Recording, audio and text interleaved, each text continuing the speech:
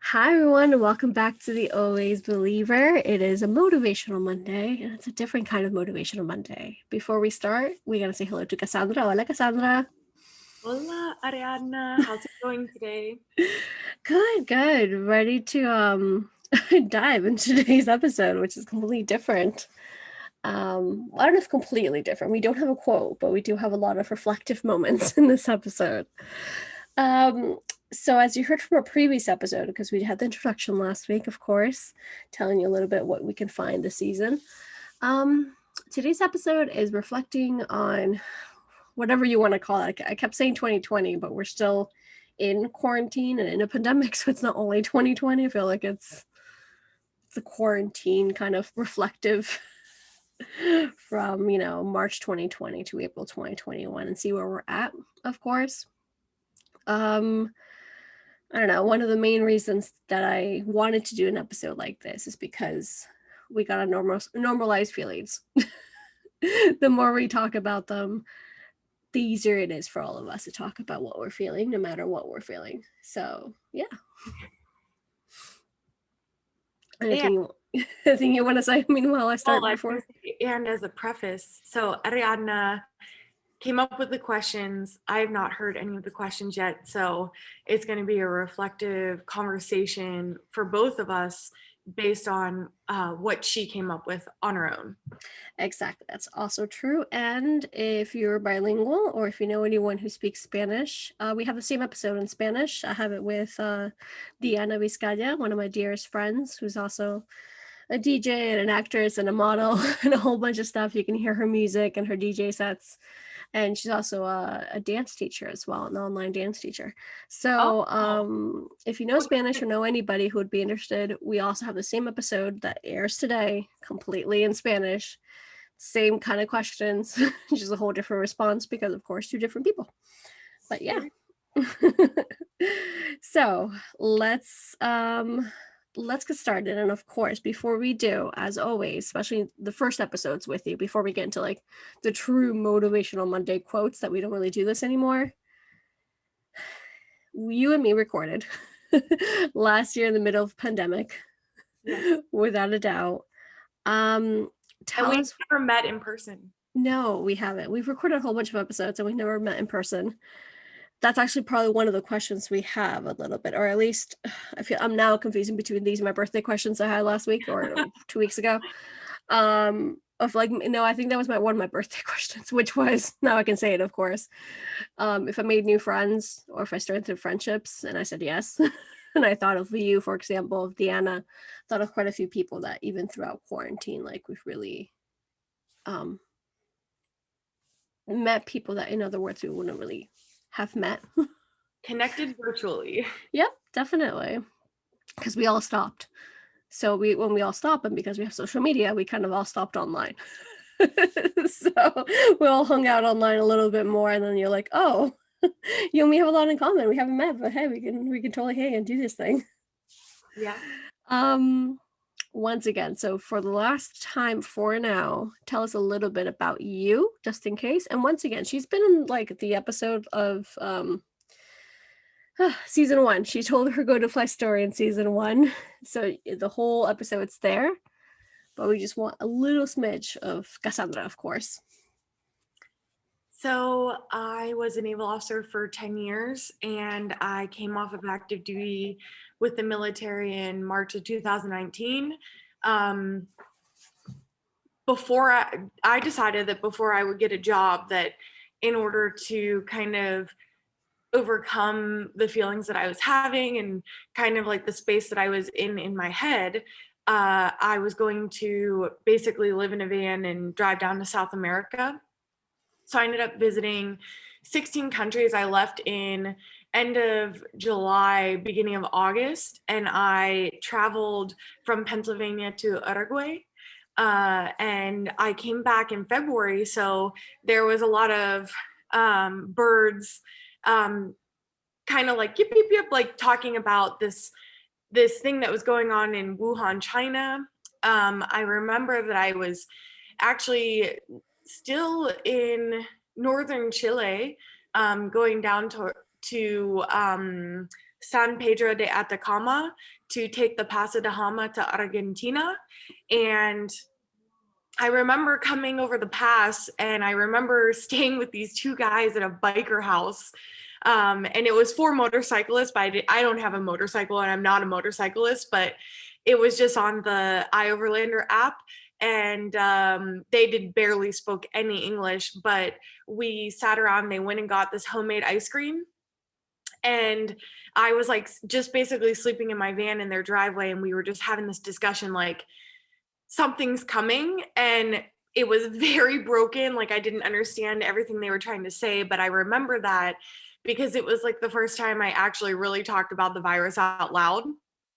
And yeah, so I came back on the I rode the wave. So I left Uruguay in February, second week of February. I flew into Canada, and that's when they were like putting people in a room, and like you had to wait for your name to be called to get your luggage to, even though, because I wasn't stopping in Toronto, but I was flying on to Pittsburgh. So like you had to do the transfer of your luggage, and you actually had to wait for your name on a screen because they were getting really serious about people being in the same room and like, moving around. And they weren't people weren't wearing masks yet full time, but it was already happening. And then I came back to the pandemic, and of course, like all the plans I had for that year kind of fell through, and I ended up in my small town where I grew up in Pennsylvania for the next year without even having an idea that was happening.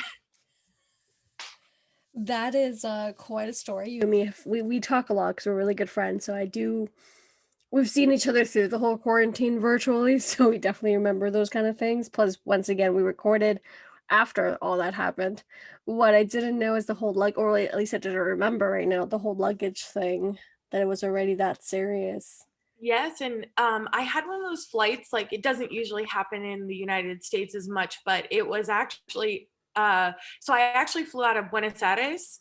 So I took the ferry from Uruguay, and I spent the last couple days in Buenos Aires, and I was flying to.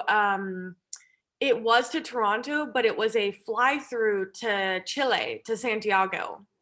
And that was where they actually keep the same flight. You have your same seat, but they'll say, get off the flight for just a half hour, like if you want to go grab something.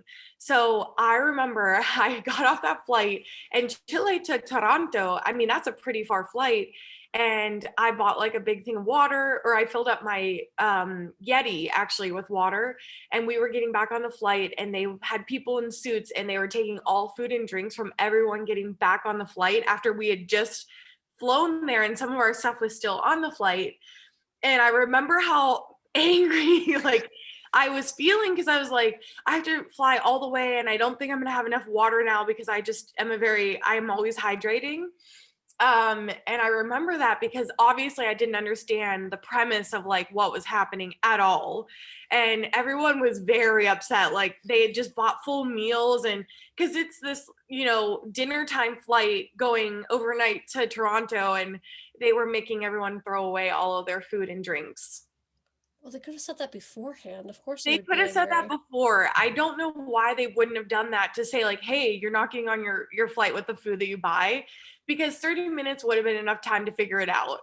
Yeah, exactly. That's any kind of lunch break for anything, basically, that you Right. get. I mean, still, oh, that would make me angry too. Plus, the fact that you were so confused because you had no idea what was going on.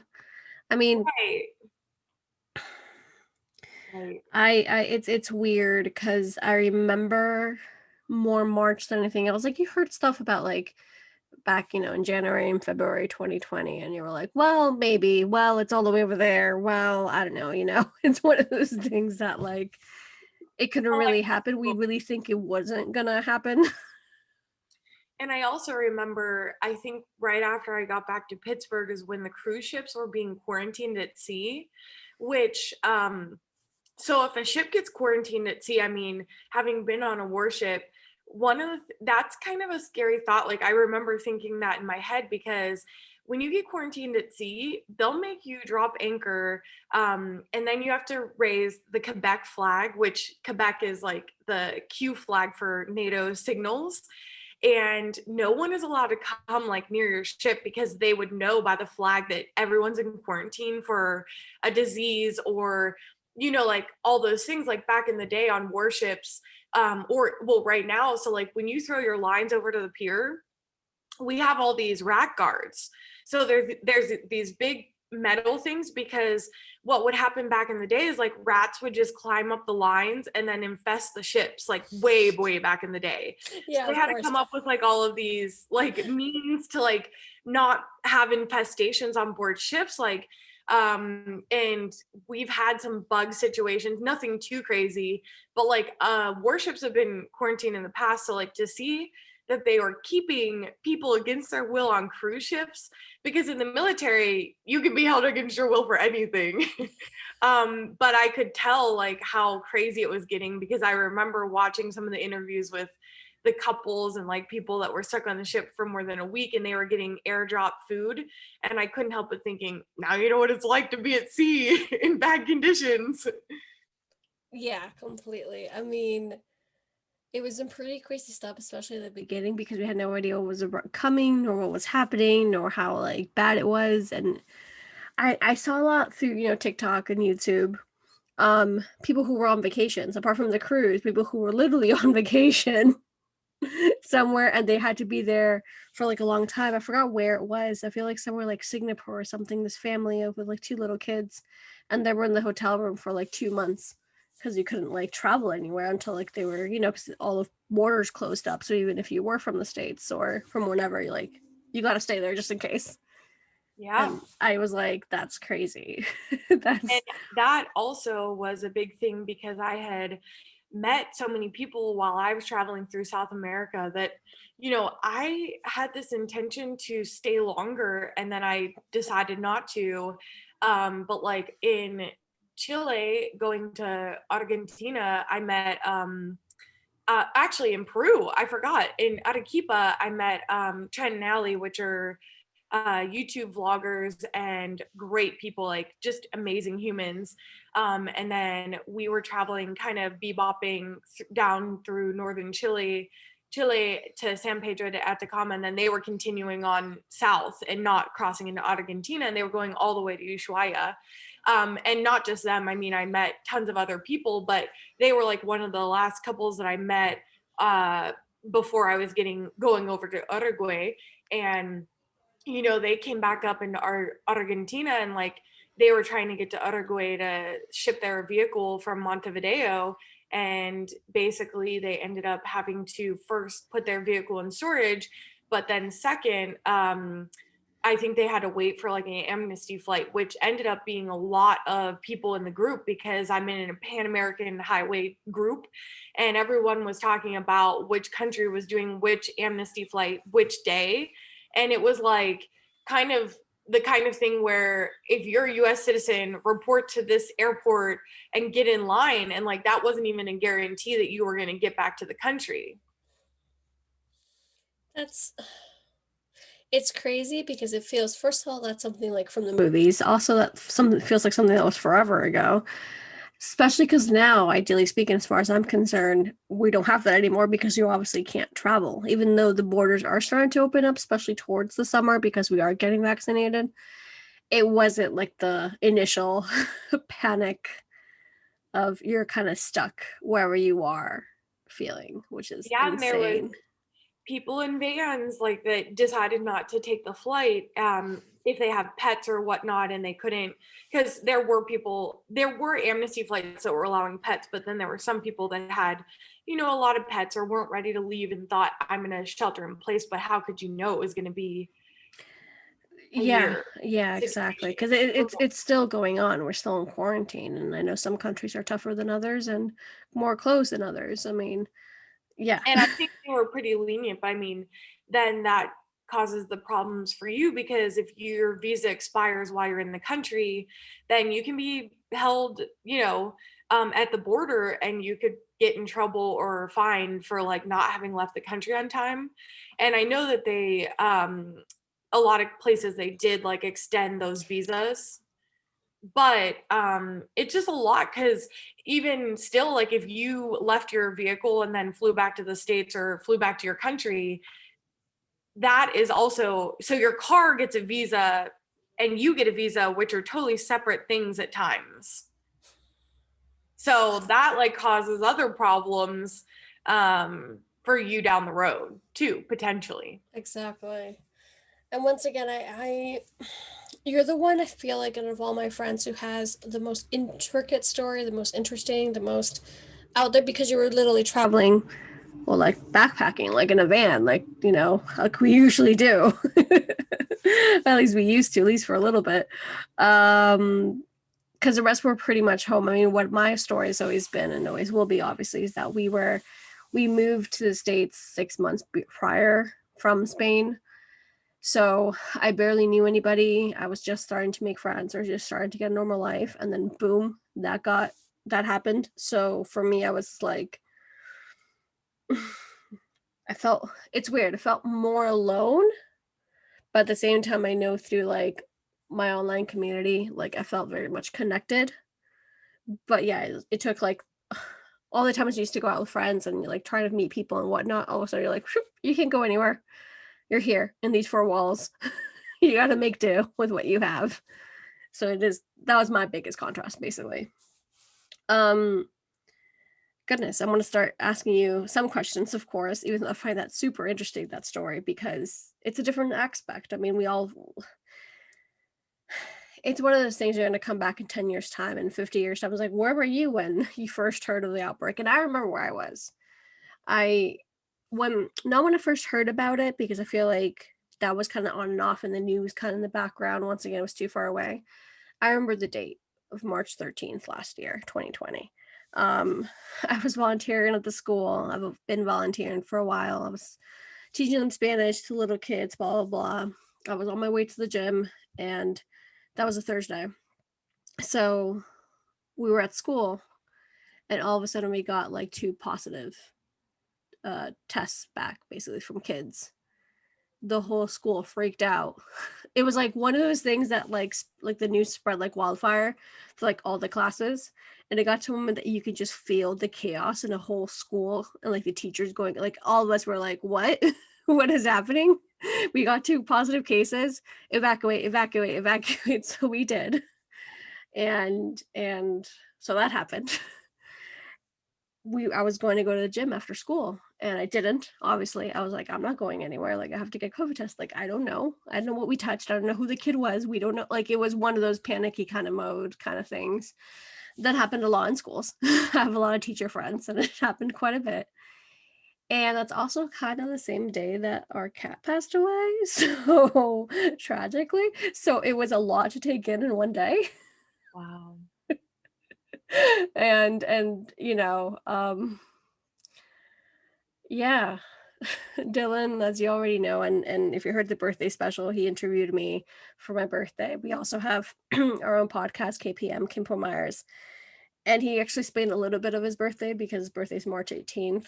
So literally the day, because at that point, it was really, really bad, but we didn't know still how bad, if that makes sense, because he wanted to celebrate his birthday. It was his first birthday back from like living abroad, and he wanted to hang out and see his friends, and his friends have kids. And we just looked at him and we're like, we gotta cancel, babe. Like, we just don't know. We don't know what this is. We're just gonna be safe. And then from there, here we are, basically. Yeah. But yeah, so I think it's one of those things like, where were you when you heard, or like when you first like actually understood the depth, sorry, of this? Well, as far as understanding the depth, so my car was shipped from Montevideo and it was going to Houston, Texas. And I didn't even know the ramifications of like, if it wouldn't have gone out the week that it did in February, the ports were starting to shut down. So like, I don't think that I would have gotten my car out of the country before I left if it would have been even like a week to 2 weeks later. Which is nothing. If you, in hindsight, is nothing. You're like, oh, it's just a week. Right. And so it might have been waiting to be shipped for that long. So It was scheduled to arrive in Houston, the port of Houston, Texas, in March 12th. And I remember that specifically because I actually was down in Houston and I was staying with my cousin's cousin. So I'm not related to them, but it was like my friend Jen. She like has a townhouse in Houston and she was letting me stay with her, and my car was like supposed to arrive, and then like it wasn't arriving, and it was like now it was March 15th, and the van was like still on the ship, and the ship was in the harbor, but like they didn't pull in, or there was like some complication. And what's even more interesting is like in the United States, you're not even allowed to go to the port, where like in any country in like South America, you're like allowed to take your car all the way to the Connex box at the port. That's also Um, true. But also in so Europe, like you can go up to the port, obviously. Like, how can you? I didn't know you could do that here. I'm like, how can you not? and Okay. even more frustrating, I mean, the schematics of it, because you basically have to hire a dredger, which is a guy who comes and puts a Connex box on the back of a semi truck, and then they have to ship it out of the port to a location where you can actually pick the van up, which costs a lot of money, in case you're wondering. And so I was like, oh my gosh, if this car like doesn't come soon, because there was like all of a sudden the mayors of the states, or excuse me, the governors of the states were like starting to talk about shutting down like states completely. Like, but I was thinking, well, as much as they would like to do that, like the borders are not going to be easy to shut down in the United States, like state to state. So I remember, because I think it was that weekend. So I picked up my car and immediately drove to Louisiana, New Orleans. My friend Megan, one of my best friends, flew down, and I was picking her up because I got so delayed. And we had an idea to stop at like different locations on the way back to Pennsylvania. And it was like, this state is shutting down, this state is shutting down. But one thing that was not shutting down was the Dixie Stampede in Forge, Tennessee. So like I remember we went to see the Dixie Stampede, and we probably shouldn't have, but like they were like, no, we're not shutting down this. Don't worry about it. And then the next day, that's when it really was like, everyone was like, nope, nope, nope. Like everything's, so we canceled everything else and then just went straight direct to Pennsylvania. Crazy. First of all, thankfully you got the car. I remember you telling me that a bunch of times as well. Like, if it wasn't because you came home that early, like you would have been stuck, or your life would have been completely different, of course, throughout the past. Not the whole year, obviously, you would have been able to come home at some point of the year. But yeah, luckily you were here, of course. I mean, it is your house at the end of the day. So, of course, you want to be here more than stranded And somewhere Nancy else. Mulligan was safe and secure. So Exactly. she's doing great. Oh my goodness. And yeah, so date wise by then that was late March. So by then definitely everything was like, okay, that's it. Um yeah, And then the real quarantine began. exactly. That's literally when. So hence like my birthday special. I was like, well, this is my second birthday in quarantine. So like, because the first one was really bad though, because I really couldn't go anywhere. Now we can kind of go to the mall, and like I'm super careful with it. I am vaccinated, thankfully, though, um which I don't take lightly either. I'm still super careful, but at least I can go to the mall and like see a store. I guess, you know what I mean? Like nothing compares into what I used to do for my birthdays, but I'm also not going to be traveling anywhere, because not yet, definitely not yet. I feel like I'll be the ones waiting a little longer to like get a weekend. I'm not even saying abroad, because I don't think we can still go abroad. I don't know if we can go abroad, but I'm saying like go to the next state or something like that, or go a weekend away at a hotel or something. Like give me a little bit more time till we come back to that. Um, I we haven't hit the questions just yet, which is absolutely fine, because all this is actually very fun memories too. No, not really, but it's very interesting to know and see different perspectives of where we were at, basically. Um, what did you learn the most from 2020 and beyond, from the quarantine, basically? Because we're still in quarantine, but you know what I mean. Have you learned anything, or something that you're still working on? Yes. Well, one of the things that happened right away in the first couple months is because I was at my sister's house, and my sister lost her job almost right away because the company that she was working for went bankrupt. So it was actually going bankrupt prior to COVID Okay. happening. But then they were supposed to be bought back by basically the first owner, but then because of COVID they didn't make enough sales, like because they had shut down for 2 weeks, and so like they were not able to reopen at that time. And so that put me and my sister and her husband and my nephew in the house together. But there's, some land, like that's not the end of the world. One of the things is that we got right to work on like a lot of projects that my sister had planned for the house. So like we laid a patio in the backyard. I had picked up 16 pieces of art because I pick up art in every country that I'm going through. And it's always usually like local art from artists that I just see and I love it. And my idea was to, well, so I'm very into art. And that's like what I use as my mementos from around the world. So my idea was like, okay, get really small pieces of art, and then I can put all these photos from my trip to South America in kind of like two different lines, not symmetrical because it would be like different sizes. Yeah, But exactly.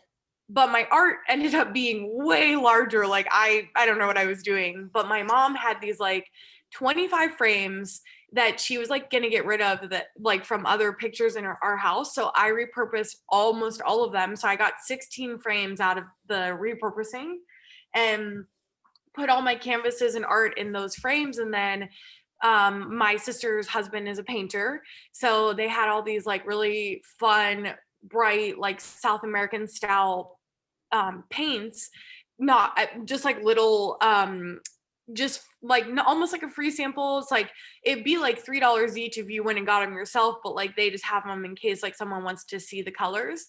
And so it doesn't take a lot of paint, but I repainted all of these frames to be like really wild and outrageous, and I can't wait to see them on the wall in my next house. So I did that, and I just did a lot of DIY projects that I'm not usually doing. And then prior to going on the trip, I took total control of my finances. Like I had a financial advisor. I didn't want that anymore. So like I took control of that. And so I learned a lot over the past year about my own finances, and like just reading many different books. Like I've read the most nonfiction books in the past couple years, and I just can't get enough. So basically a lot of DIY. Yes. And I like how you said about financial just knowledge. I think that's really important. I like Yes. your answer a lot. Like it's a very unique answer.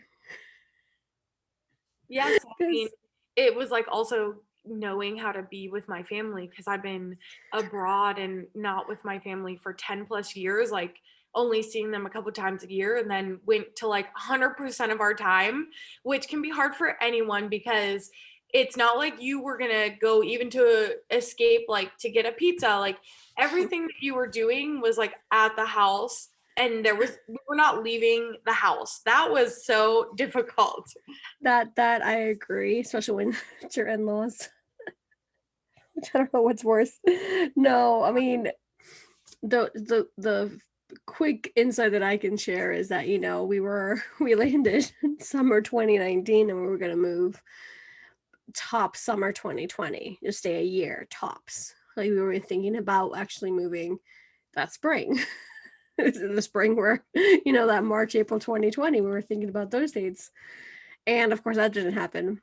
So I kind of had the same thing as you. It's kind of like, oh, we're here, we don't know till when, and we're locked down and we can't go out to eat in a restaurant. I mean, it was like, because I was like, oh, well, if this is really bad, I can just go to the library for a couple hours. Like, Yeah, no, you you can't. can Nope. go to any place at all, period. And I think that's the first time the modern world has ever seen anything like that. Yeah. I it's a lot of lack of freedom Because, like I said, I mean, I used to volunteer at school. I used to go to the library to work because it was like nice and peaceful because we live with a bunch of people in this house. And we have dogs as well. So it's like, oh, I used to go to the library. I used to go to the gym. And I used to be able to walk there slash just go and just be by myself and have those moments. And then went from, well, these are your four walls and do your best within. It's awful. I mean, at the end of the day, like, if the big picture, obviously we're healthy, so like it did work, and we're healthy and we're good, and we did our part, and we're doing our part to make sure. And I did forget because this was actually a really big part of my mornings. So my sister bought my grandparents' house, and in the backyard it was just like a flurry of activity. And I don't feel like you notice what all's going on unless you're sitting there with nothing else to do watching. Um, so we were watching just like in it so many different birds coming and building their nests, and they were laying their eggs. And every morning Van and I would go out, and I found like 3 nests in the bushes, and I would hold him up. My nephew, he was only 3 years old, and I would hold him up, and we would like see the doves in the bushes and like see some of the other birds, and we'd actually see like some of the eggs that fell out of the nests. And because there was like all kinds of different types of birds, like, and you don't really notice all that unless you just slow down. So that was actually a huge part of my mornings. Like, I would wake up every morning and we would run over to the window to see like what the activity was of the morning and what birds were coming. And like some crazy birds would stop by like every so often with like a bright orange head. And yeah, and we spent a lot of time outside just to get out there, you know. I adore that so much. I feel like it's something I definitely learned, and I was already learning it beforehand because I remember, like, back in the day, I used to do a million things during the day, and that was a normal. That was literally the thing that you needed to do. And I said yes to every single event because I'm definitely very sociable and I always want to be there and blah, blah, blah, blah. And then I remember through my late 20s, um, it was a friend of a friend, a coworker, someone who's, kind of those life passengers, said, who was about like 10 years older than me at that, well, currently still is probably, but still, um, it was like, you got to learn how to slow down. You got to learn if to say. If it's not a hell yes, then it's an F no. So be sure to do what you want to do because life, like, it moves by too fast. So I was already starting to do those mechanics, even within all my like crazy work hours and like events and stuff. It was still very much leaning towards things I want to do. And then when quarantine happened completely, it made me slow down even more because there's a lot of things that I couldn't control anymore. There's a lot that I can't control, obviously so. But when it comes to work, when it comes to working out, when it came to like eating even healthier sometimes because the supermarket was so jam packed, you had to like ended up eating out. I'm not saying McDonald's, but I'm saying like from the local restaurant basically, but you're still eating out or eating in basically because it's being delivered to you or whatever. But still, like, all those things that I used to be able to quote unquote control because you had the freedom and the power to do so, you're like, oh, okay, slow down even more. Um, um, well, actually, no, you also lived in the suburbs because I know right now you're currently in a city. But I went from living in a city to living in the suburbs. So we do have a bird feeder literally right in front of our bedroom windows. So to see that, to see nature blossom, that's like absolutely beautiful, of course. And at least on my behalf, I hope it continues. I'm sure it will continue to kind of just like, and like you said, my mornings I went from doing a million things, like waking up at 5 and doing a million things by like 9, 10 in the morning. And I feel like at some point in my life, I'll go back to that structure simply because I'm an early bird and I'd rather get it done first thing in the morning than late at night. However, there's something magical about just like having that morning time just for yourself. And instead of diving right into work, you're like, you know what? I'm going to read. I'm going to journal. I'm going to sip my juice and do my yoga. Yeah. Like, everyone right now is freaking out. Everyone is running around, kind of not running around. Everyone needs their time as well. Go get your time. Do I think that I slept as much as I could? No. I worked a lot last year. Luckily enough. One of the other things that my family and I definitely did, and we were doing it religiously every week, was we were doing quarantine trivia. And that actually gave us the time to connect. So my aunt and uncle and cousins and their kids and families live in Wisconsin, and we were in Pennsylvania. So we were able to connect with all of them once a week. And when I was going to grad school in Monterey, California, me and my group of friends, we would go every Tuesday to the London pub in downtown Monterey for trivia. So I basically did the premise of just like setting it up the exact same way that the guy would do it there. And that was so much fun. Like people still are like, oh, can we bring that back? It's hard work to make all those questions, but we had a great, like, I loved setting it up and running that because it was a lot of fun. First of all, that sounds like a lot of fun, and I'm sure a lot of families said that. That's something I definitely missed. Between the time difference in my friends and like meeting new people here online, it was very weird. It was a very weird moment in my life. But going back to the trivia, I'm sure lots of people did stuff like that because you kind of had to keep busy one way or another. What made you stop? Like, why don't you do it anymore? Is it because we're going back a little bit to normal, or? Yeah, we actually stopped. It we're because I was going to start language school in June, and so we ended up finishing it up. I want to say like around the first week of June because I was going into like 6 weeks of intensive language, and I was not able to do that and do the trivia as well. And then after, just different things. Once again, Well, like, after like so Wisconsin had opened up a little bit more and both my cousin and her husband were going back in office. So like once that started happening again, yeah, like it became a little bit more hard because people were like actually getting back to their some of well, not really back to like the same as before, but yes, like they were kind of already starting to get back in the groove of having to have their kids at the daycare and all that stuff. yeah, exactly. Which just makes me think even more like, why do we get together in those moments and not more throughout the year? Because we also had some trivia nights with friends, and we did it a whole bunch. We stopped. Well, we actually stopped this year, but like right after the Super Bowl. I don't remember why particularly. And then we just haven't continued after, which technically speaking has only been about 2 months. And we were thinking about it the other day, my husband and me, and we're like, oh, we should start that up again. Like, it was like Saturdays, and it was just, the fun trivia of online games or on your PlayStation and stuff like that. Um, and we connected to people from like New York and California and things like that. So I don't know. I wish I think about it like a little bit more, and I'll think about it much more later, probably knowing me. But that kind of like tradition should be able to continue some way, somehow. And we were talking about kind of like doing it more in the winter, like even if it's just once a month, because during the winter for Pennsylvania and Wisconsin, it gets dark a lot earlier. Like there's not as much to do. It gets very cold. So that is definitely an option. I would love that. That actually leads up to a really great question of mine, which is, do you think we will ever, sorry, do you think we will ever go back to the way we were before, or the world has changed to like a whole different like stage, like a whole different, level, area, That, lifestyle?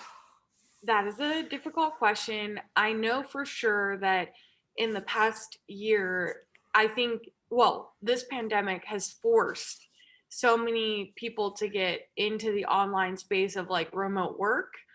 And because of that, I think that there's going to be a lot of companies, even Jen, the girl that I was staying with in Houston, like within a couple months of them not working in person, her boss was like, well, we're paying all this money for the rent of this space to have these offices. So like, we're just going to do away with that right away. And she was the first person that I knew would be working remote like from now on.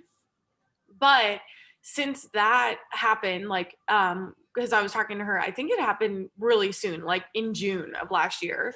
I've just talked to a lot of other people that are pretty much on the same track or doing like maybe 3 days of remote work, 2 days in person, and moving towards that. I think that is what's changing. But in turn, it does change the amount of traffic on the roads because it's still not at the same level. Like traffic is still not at the same level as it was.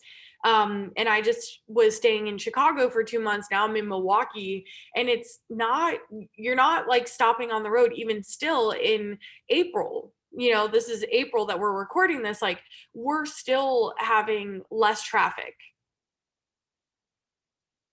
I completely agree when it comes to the office spaces, and just now people are just working more from home, and people and the companies, the big kahunas, the bosses, etc., understand now that, like, hey, our workers can actually work from home and be more productive probably because they're less stressed, because there's no traffic and there's no rush, and they can probably eat a little bit healthier because they're home.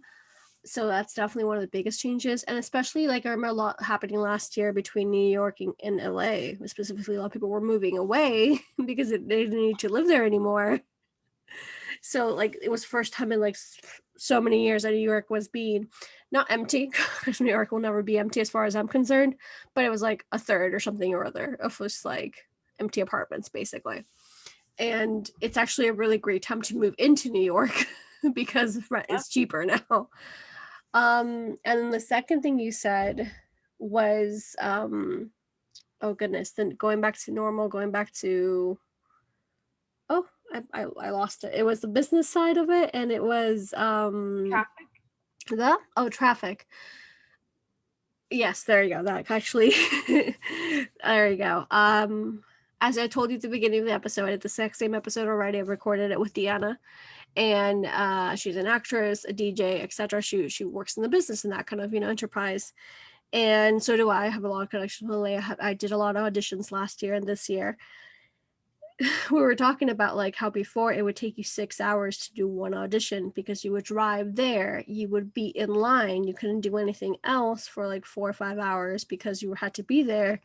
You were in for 10 minutes, sometimes longer if there was a callback immediately, but usually there isn't, and then you would come back. So in a 12-hour day that you actually are awake, or more obviously, but still, it didn't give you much wiggle room to do other things.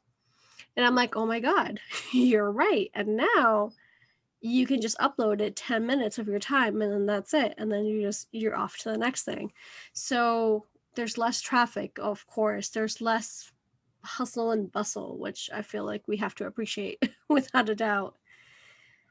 And But, then, oh, go ahead. no, Cut it. go ahead, go ahead. But on the flip side of that, it does change the social dynamic. And I That's think exactly what I people, was going to say. yeah, and I think people want, at first were like, oh my gosh, remote work from home, how easy. But I think you start to long for the interaction sometimes that you get from work, from going to I, work. that was literally my next sentence, because for me, give me an office any day. I know it sounds crazy, but the thing is, like, I'm an entrepreneur. I run various business. I have my own merch line. I'm writing books. I do screenplays. I do a whole bunch of stuff, and I'm doing it all remote.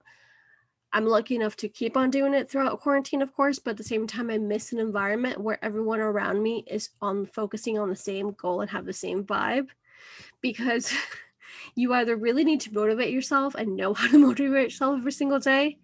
If not, you're not going to do it, or you're not going to feel like doing it, even if it's a job that you love, because you're home, because it's comfortable, because it's supposed to be your oasis. So there's a lot of parts, like every time I talk to Hollywood, producer friends of mine and writer friends of mine, and so on and so forth, where like we miss being on set, we miss being with each other because there's a dynamic there. And I can take that from probably a lot of different careers, obviously. So I do agree. And then for people who aren't as sociable as me and you, because you are also sociable, I just feel it's kind of a setback. It kind of forces those people, or us, just people in general, to be more at home and to be more alone. But on the other side of that, so like going through South America, there were a lot of places that had like within the town or city, like bigger areas, not really the remote areas, but they had a lot of things on iOverlander for like remote workspaces where it's like you could go, if you're living in a van but you actually work, like you could go pay a one-time fee for the day or pay a weekly or monthly fee and like work in a space that was like a bunch of computers that had like all the office supplies. And I could see the future moving more towards those types of spaces, which have already started popping up in San Francisco, for example. They started popping up in Spain a few years ago, curiously enough, the Yeah. co-worker space. And I remember that because a lot of times when I was starting my business in Spain, I used to rent one of those spaces because that's like the perfect thing to do. Plus, I remember when I was in college and we couldn't really find a space just for us because, we lived in Barcelona. So there's like a million places and a million people. Yeah. Those That's places were that could actually be an really nice. opportunity. To But you would still have to like, this is more into psychology, I guess, but you have to be a certain kind of person to say yes right away to that because I know a lot of introverts and like socially, um, like just very introverted people who are scared of like asking for anything. And I'm like, what is the world like? What is, because you're not being forced anymore to go to school because you can do it from home. You're not being forced to do certain things. Does that mean when you're 40, when you're 30 something, you're already going to be just you, yourself, and you? Plus, then we have like the added plus of like you get delivery at home, not only like food delivery, but like groceries and stuff like that. So For me, that's I mean, aside because I see it up close and I'm like, that girl, honey, babe, oof, just come out of yourself. You could do this. when I was actually going to grad school in Monterey, I found out right away that I was not capable, literally not capable of writing papers at in my apartment. Like my apartment was the place that I was going after all of the brain drain to relax. So I couldn't make it the space where I had to do all of this work. So I couldn't imagine, like, I know for sure that Naval Postgraduate School right now, because I'm friends with a couple of people that are still there, is like virtual and has been virtual since last March. So, like, not only are you doing all of your classes online, which would be very difficult for me because I would have to then sit there and like maybe it wouldn't be that difficult, but it's just hard to focus that long on a computer learning that intense stuff and then having to write all of your papers on said computer. That would be a lot for me. And like I spent all of my time at the library. Like I would ride my bike in the morning to go to the library even if I didn't have class, because that's where I do my best work. And then later on I had a cubicle that was like for thesis writing, like a thesis cubicle.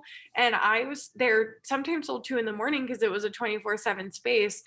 And that's when I do my best work. So that I would have had to come up, in this past year, if I would have been in school, for sure, I would have had to come up with a completely new, and actually, I did language school. You And did.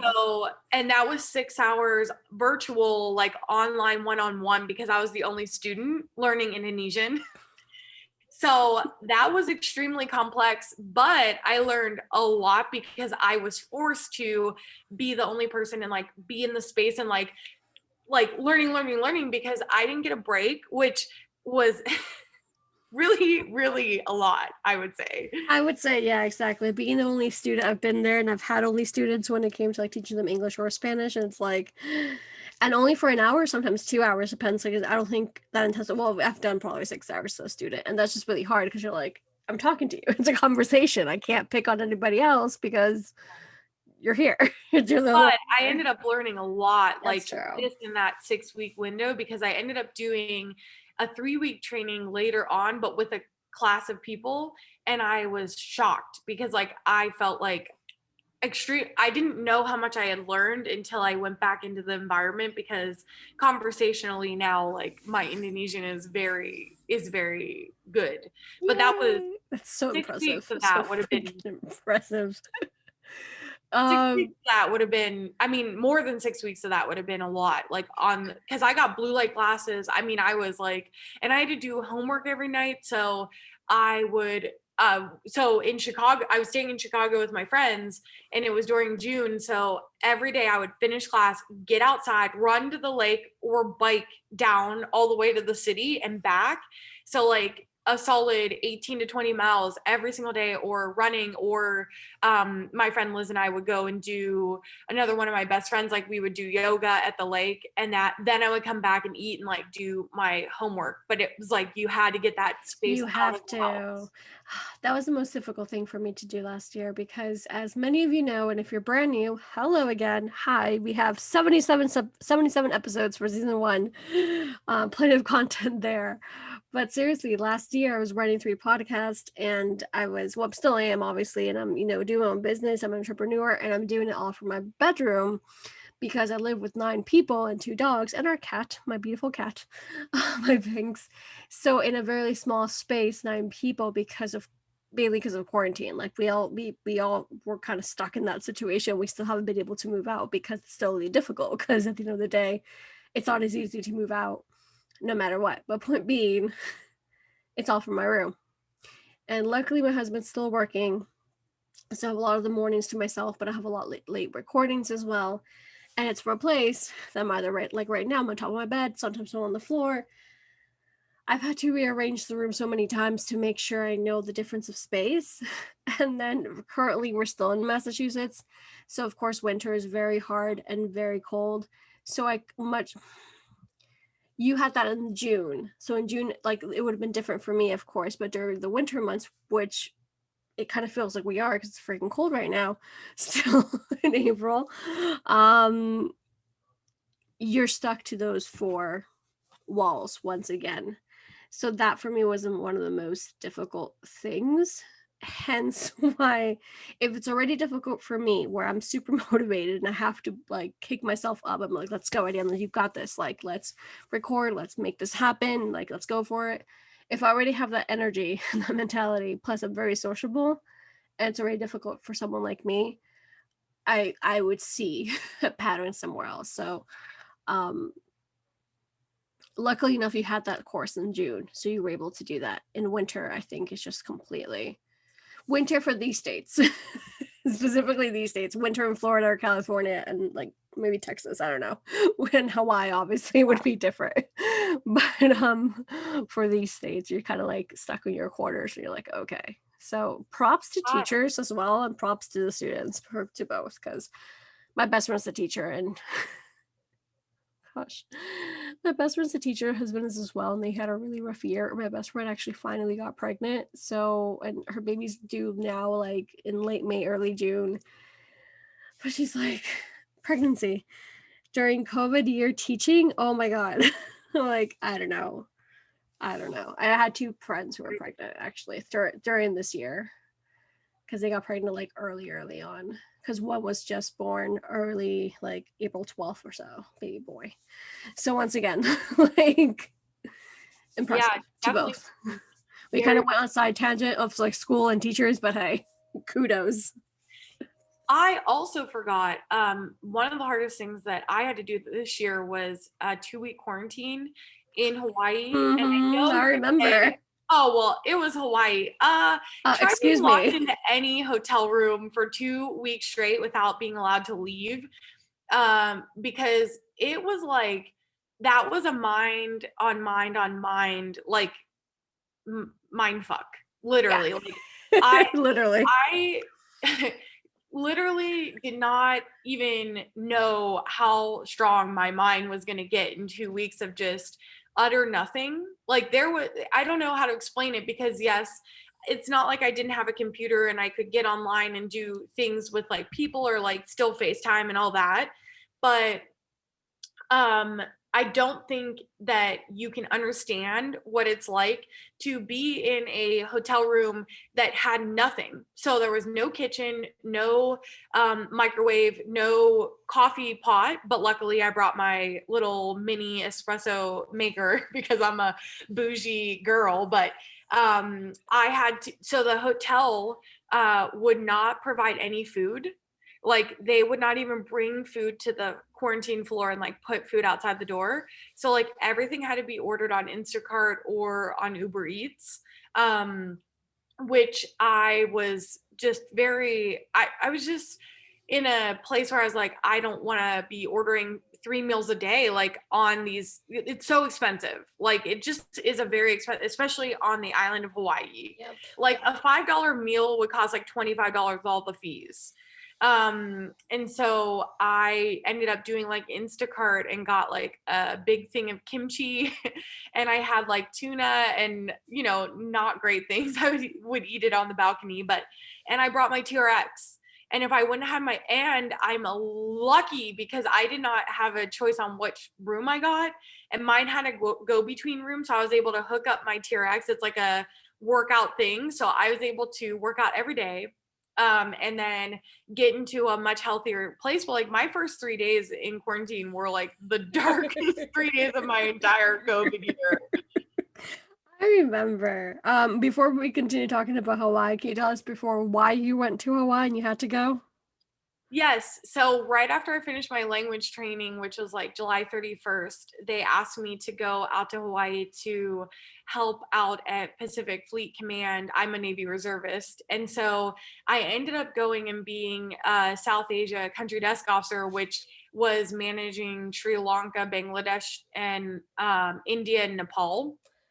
I swear, Cassandra, it's just like I'm so impressed. I'm like cheering you Well, and on. My also South gosh. Asia is not my specialty. I'm a specialty in Southeast Asia and the Far East Asia. So I had a lot to learn, and I did not know exactly what that I was going to be doing that till November. So yes, so they sent me there, it was very strict. The island had strict quarantine rules, and the military. So it was like you were not allowed to leave this room, like, and if you do, we're going to call the police, which is a high level of government control. I don't know how I feel about it, but Exactly, because I mean, come on. But yeah, I always wanted to make that preface as well of why you were there because it's like, no, she didn't go for holidays. She didn't go for, for the hell of it in the middle of quarantine and the pandemic. No, you went there for a job, obviously, for to work and something very, very impressive. I remember those 2 weeks because we also recorded. I remember you telling me like I need a schedule. I need oh something yeah, that gets me going. And it's when you watch a lot of Jane the Virgin as I well. finished. No, that's when I finished When the you series finished. Jane the Virgin, which then I cried. Like I had How five can you not episodes though? left, and I waited every day. Like I would only allowing myself to watch one, so that way, like it would be a whole week before I saw the end of Jane. And then I was just sitting in my room crying in quarantine. But I mean, the first 3 days, like I think I checked the clock every 2 seconds, and it was like no time had passed, and I was like, how am I going to do this for 14 days? How? It's Like just it seems insurmountable. for our kind of personalities completely. You made me realize something. I feel like once we do move because we're able to, because we're safe with quarantine and we're, procedures, cautionary, blah, blah, blah. I feel like that's when I'll realize how strong my mind is and was throughout this whole year. Because it's something very similar to that of like these verbs. And yes, you do have stuff to like distract you, but you can't just not be doing anything all day. Like Right. that's not like that will turn like unless you're in the holidays, that's completely different. But you're not on holidays. You're you're in quarantine. It's completely different. It's not a holiday. It really isn't. Yeah. Um, Yeah. I it was nothing like a holiday. no. And I also remember because the day that I got out of quarantine, the entire island shut down again. So like they had kind of opened up and like implemented all these measures, and then I got out of quarantine.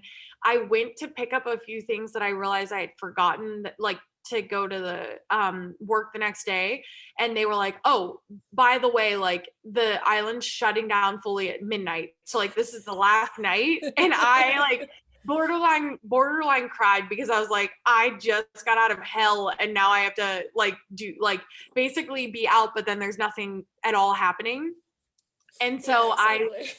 I got back from shopping and I went down to the Marriott bar and I just ordered like a McAllen 12 year, and it was so expensive, and I was like, I don't care. Like I just need something on the rocks right away. I hear you. crisis. I feel like that's one of the first things we'll be doing. Is like we just it's it's the first time ever in our lifetime that everyone's going through the same thing through one shape, way, or form. So like I'm sure people who are listening to us now, it's like maybe they can't relate to being locked up in Hawaii because of the military or locked up with a family of 9. But they can understand us to some extent. Would ask you a few more questions hopefully, and then we can like start wrapping it up because if not, we'll be here talking literally for hours about this because of course. Um, how do you think you will see 2020 slash pandemic slash quarantine, because it's beyond 2020 as we already know, and everything that we've been going through in about 10 years? One of the things that I've noticed is like there's been a lot of memes and like thank God 2020 is over, especially at New Year's. And it was like finally like that's done. And honestly, I am not looking at 2020 like that in any way. Like I have never thought, and I've never posted one of those memes of like how terrible 2020 has been. And yes, I'm fortunate than more fortunate than others. Like I recognize like I didn't have kids at school, like trying to do virtual school and like working and all of those things. But I actually am looking at this year as like one of the largest years of growth that I've ever been through. Well, okay, actually, that's not true. I did drive to South America. That was my largest year of growth by far, but my growth continued. And I was in a space where I didn't necessarily have a full-time job. And I didn't lose a job. I had already gotten it's very complex because I was in the Navy Reserve. So I do have like a very small income every month, regardless of whatever's going on. Because Navy Reserves is like 2 days out of a month, 2 weeks out of a year. So I want to be very clear that like I was never not getting just even a little bit. And when we all went to virtual, like it was very easy to do my 2 days out of a month virtually. Like I could, it was not hard. So I was able to maintain what I needed with that little bit of income. And then also, like the 2 months in Hawaii was paid. So, like, I did get paid for some of the year, but I just learned so much. I mean, that's when I got into cryptocurrency. And I've been very into that. Like, I basically do that as a part time job lately. Like, and it wouldn't have happened if I didn't have the time to do as much research as I did. And then like there's edX, which is the Ivy League schools offer some of their classes online that you can get the certificate for without attending the school. And so I'm learning about the blockchain. I mean, there's just so many opportunities, and it became even more opportunistic in 2020 because I was actually attending like some of the security defense dialogues and like all of these things that they offer. And before was only in person, and now like you could attend it from your own home and like get into really in-depth conversations about different countries and outlooks and all these things. And like I was able to do those things, and then I was able to do language training, and I was able to do it in Chicago with living at my best friend's house. So for me, it was all about opportunity and all about growth and all about the things. So when I look back on this year, this is my year of empowerment. Mic drop right there. And I definitely agree. I mean, I much agree. It's like, oh, 2020 is over, like that. I'm like, no. I mean, technically yes, but I mean, this will continue beyond 2020. It's a lifestyle change. I think from here to 10 years, a lot of the patterns that we used to have are going to be broken down for the better and for us to grow as a society. So I think that's really cool. Like a lot of the stuff we're saying, literally what you just said, actually, stuff that was only in person, now you can do it online. Um, I heard Gary Vee the other day, and even Will Smith, various people who also like connect with different people online in the business world. Like, I used to have to see you. I used to have to fly to LA, to New York, to London to see you. Now I can do this through Zoom. Like all that has changed. I feel like it's going to give us a whole new structure and a whole new way of living life, one way or another. First of all, we don't know how long it's going to be. So, like, we can all be a lot safer, feel a lot safer, a bit better said. And second of all, it's just going to be like a domino effect kind of change. Domino effect, yeah. For me, is like you said, it's empowerment, it's opportunity. It's the same year I happened to start 3 businesses in one. It's the year that I'm making my dreams come true even more. So for me, it's actually something beautiful. It was really difficult, my living situation, and just having that mindset and that like safe headspace for me, because it did a lot of mind tricks. And I feel like, once again, much like I stated earlier, right now was like, I'll realize it more when I leave than right now, because I'm still in it. Um, because yeah, life, I mean, once again, very fortunate because we've been safe, we've been healthy, we've been, we've have shelter, we have food. So I know I'm also very blessed for many different ways, of course. Um, even after our kitty passed or cat passed away, like I earlier said, 2 months later, our Binks came into our life magically, and we're very blessed once again. It's just, um, even through all that, it was a lot of rough and tumble, and keep at it, keep going. So it definitely made me stronger. Much like you, it hasn't been the worst that I've been through, or it hasn't been the most, powering moment in my life, because I've gone through a whole bunch of stuff in my life. It's just added to the bunch, And basically. well, hey, listen, like, um, you're gonna look at you're gonna view the world in the way you see it. So like there was a lot of negatives in that year. Like, and there's for everyone, like highs and lows.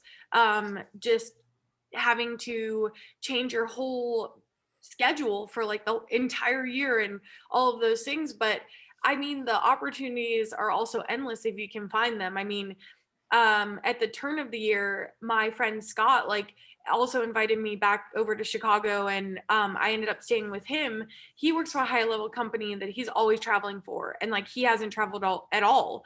And so like that was a space for us to just like, and he's super like smart, super into finances and all that. Like that was, I feel like that 2 months with him was like a game changer in my entire life because he was just able to teach.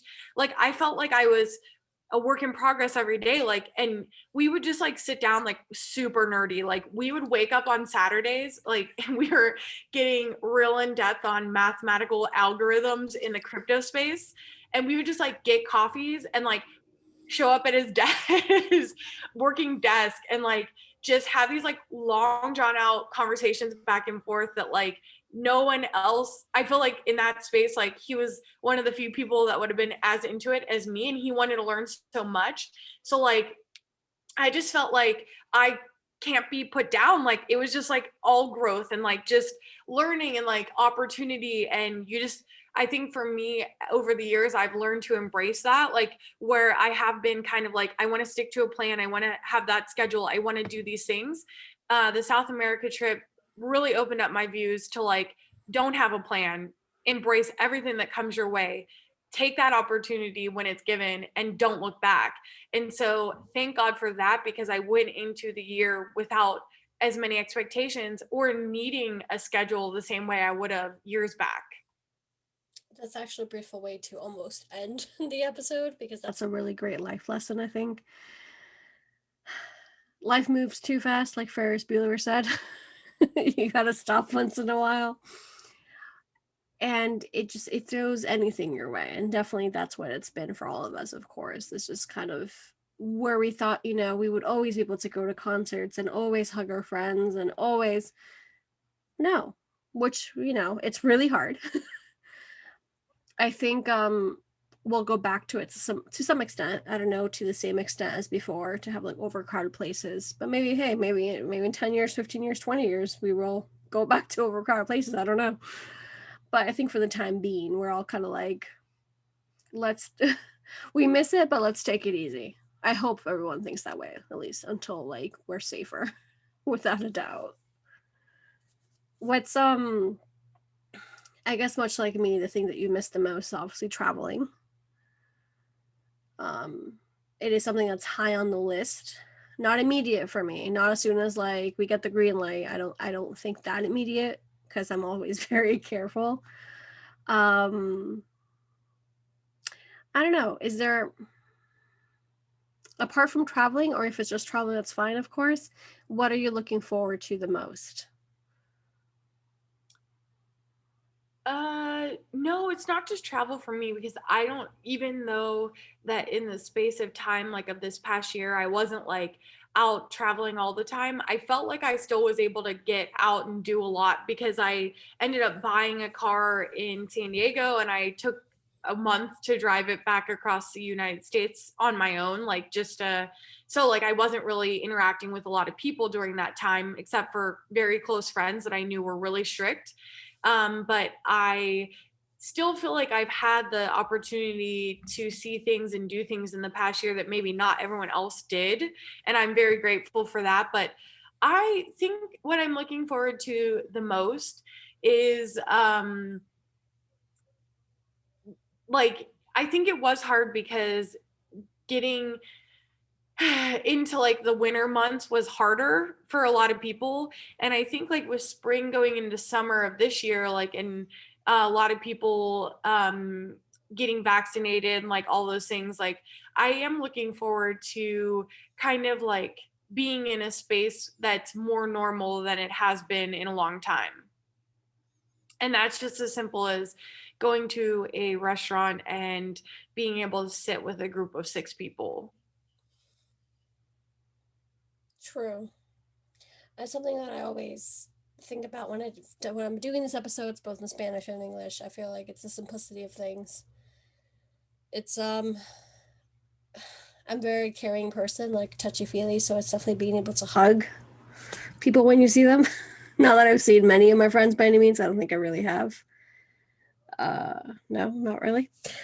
Um, I think it's that part, and then the part of like that kind of what you were saying, just going out to a restaurant and enjoying life. I'm all about experiences.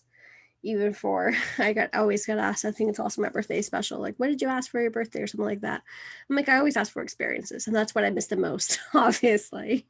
Mhm. But yeah, definitely that. I feel like I there is light. There's always light. There's always light wherever you see it. So it's, I think we're very there, we see the hope through the vaccine, we see the hope through the many different changes, and to keep doing what we're doing, to keep growing, to keep pushing forward.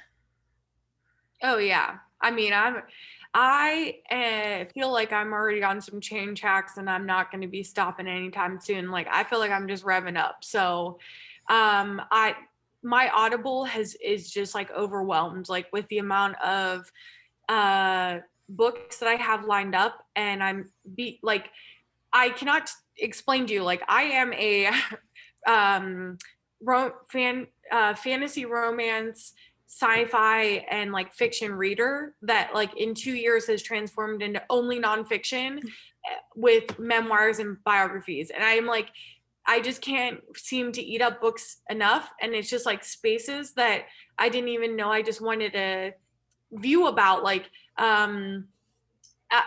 there's just so much to do and so much to hear and so many stories, and I love nonfiction books where someone like took something really seriously and like went and did all this research and wrote about it, so I can benefit from their just complete interest in that subject.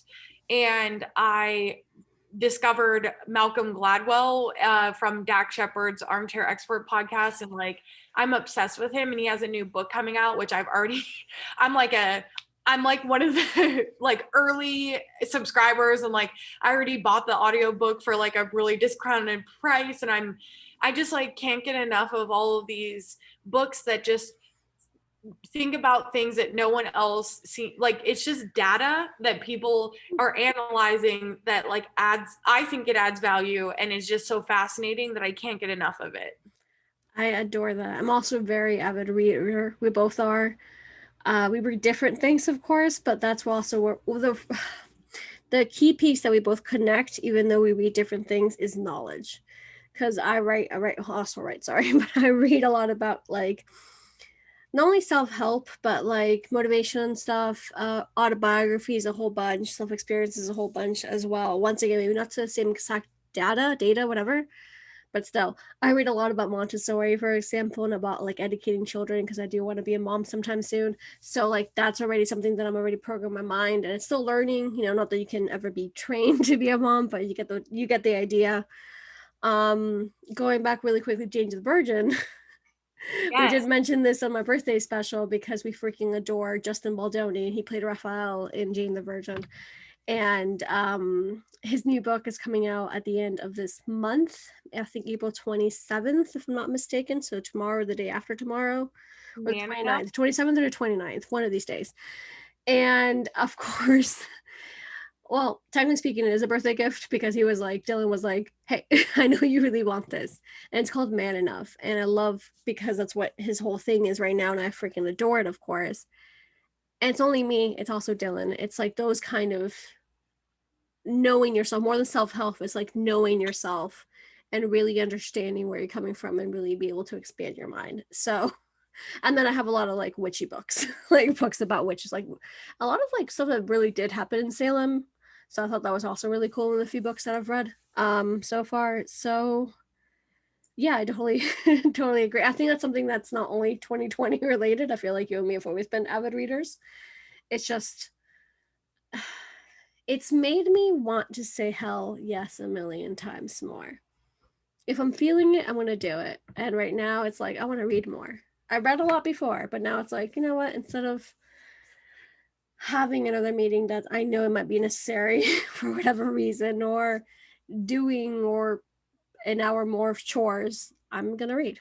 So it's more of that kind of mindset going in. Yeah, and at the end of the day for me, instead of always wanting to just watch TV, which I've never been super big into, but like I mean, if you get stuck onto a series, like I love that. But instead I've been trying to make more time for audiobooks, like so instead I can go out and take a little walk and listen to 20 to 30 minutes, because it is hard for, so I don't know, I just got really into the audiobook thing in the past couple of years because I feel like I can do things and listen, but there's a limit to what I can do, because otherwise my mind is, if my mind's too distracted, I can't listen to audiobooks and do other things. So like cleaning is a great example. I always am listening to audiobooks when I'm cleaning, because that's mindless stuff that I don't have to think very hard about. But that's like one of the things is I can't really sit and listen to audiobooks all the time because my mind wanders. I have to be like, so driving is my most favorite time to listen to audiobooks, which is how I got so into them, because driving 15,000 miles to South America like lent me the space to listen to, I think, something like 22 audiobooks or something like that over the last year. And so I've been doing that ever since. But that's like one of the things is that I've let that take over my evenings more than watching TV. And same goes for us. We're one of those people like it comes 8:30, 9 o'clock at night and we're reading. We disconnect and we're just reading, and he's a head average reader. He reads a whole lot, especially Stephen King and horror, hence we have a podcast called Kimbo Myers. And I love that. I love that. We were actually watching a sitcom last night because we were really tired from a million other things that happened, and we were watching Mad About You, which is a 90s sitcom that I absolutely love, and it's his first time watching. And they were reading right before going to bed. They were in bed reading. I'm like, hey, look, it's us. And he goes, that's really also old school. I don't meet a lot of people our age who do this. And I'm like, oh, you're right. But there's something magical about it, without a doubt. Definitely. I feel like quarantine has definitely helped both of us to read a lot more, and it's something that we want to continue because for birthdays, for everyday kind of whatever, we always get each other books. Like it's just a given. But Yeah. yeah, definitely. With that, we've been talking for quite a bit, and we reflected quite a bit, and we vented a little, and we see the light, which is the Yes. most important thing, as always. And as for you and me, we officially start the typical Motivational Monday starting next Monday with a quote and a 15 to 20-minute kind of episode. So, very excited for that, of course, because those are one of our favorite things to do. And I'm very thrilled that I get to do that with you this season. And Yeah. yeah, anything else you want to add, darling? I mean, Yeah, like Ariadne said, like the light is coming, but I do think that there's always a moment to appreciate the sliver of light that you're seeing. Mm. So try to keep in that positive space as much as possible. I mean, I have to tell myself that too. Like I am a um inherently more positive person, but like I do find negatives you know, depending on the mood. So I'm always actively working to just kind of like overcome those negatives and focus on the positives. And I love Motivational Monday because that's a space to always stay positive. So yeah, we're going to be coming back next week with that. And I am quite excited because I really feel like we picked a lot of great quotes for this second season. I mean, the amount of quotes that you can find for motivation are endless, it feels like. They really, really are. So I'm very Oh my excited to come goodness. back with that. But still, we have enough for like season 3 as well, whatever that may be. But still, we'll take it from there. Yeah, so enjoy a season full of a lot of interviews, a lot of great guests with Go to Fly stories, a lot of motivational Mondays, of course, and surprises, giveaways. If you like astrology, like I always say, we have a 10% discount with Courtney from Bravely Beautiful blog, and she's just amazing. She's an astrology reader. She does energy work and energy healing moon stuff as well. And she even does her children's. So if you have kids, then she can also read those for you and whatnot. So, well, as always, I'll tag her down below. She'll be tagged. 10% discount with Always Believer 10. And if anything, you can just like, hey, I heard about you from the Always Believer from Mariana and Cassandra, and she knows the rest. So definitely Team Flyer. Have a beautiful week, of course. It is Monday after all. And there you go. Till next time. Ciao. Adios.